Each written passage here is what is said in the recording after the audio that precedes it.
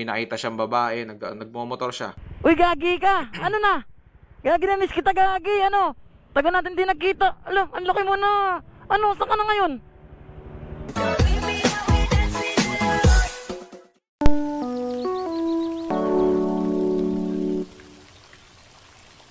Ito yung isang araw na pinag-uusapan, men, di ba? Yung sinabi ko sa inyo na parang delikado yung ginagawa niya. Yung dadaan lang siya, pare, pag may nakita siyang babae. Hindi natin alam kung scripted siya, pero end of the day, men, ginagawa niya yun. Ipapakita niya sa viewer.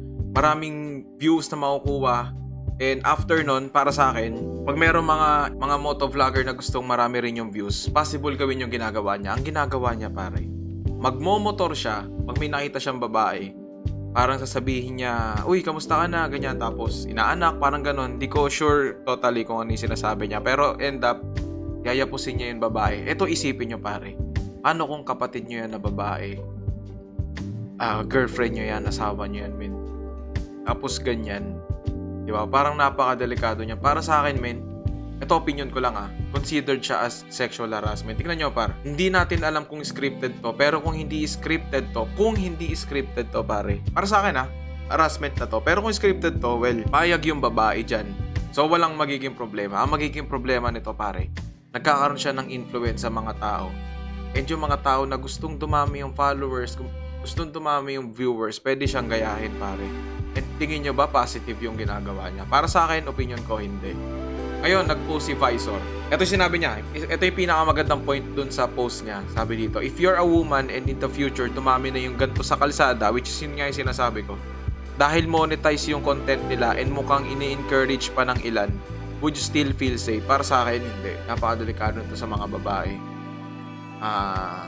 Sabihan nyo lang, ngayon, itag nyo na lang yung mga girlfriend nyo, mga ate nyo, mga nakabata nyong kapatid dito sa video na to, men. At yung tinutukoy pala dito, itong si Krung TV. Krung TV yung page niya. Papanoorin natin yung ilan sa content niya, pare, na maraming viewers. Tingnan natin kung yun yung content na pinakamarami yung viewers. Ayan, pare, sakto. Gagi na, miss kita, gagi! Ano? Ayan, pare, sakto. Unang-unang video, pare. Most popular niya na video. Panoorin natin. 230k reacts. Ang dami natawa. So, maraming taon tingin dito nakakatawa. May nakita siyang babae, nagmomotor siya. Uy, gagi ka! Ano na? Gagi na, miss kita, gagi! Ano? Taga natin di nagkita. Ala, ang laki mo na! Ano, saan ka na ngayon?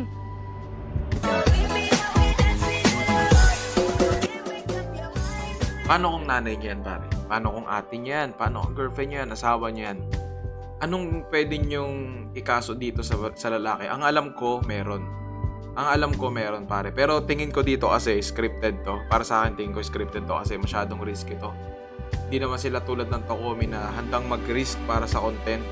Feeling ko, scripted to. So kung scripted to, sana kung may gagawa man ito, kung may mga tao na gagaya dito, sana gawin nilang scripted. And hindi yung mga haras sila ng babae. So yun lang, men. Tingnan nyo na lang yung content ni Krung TV.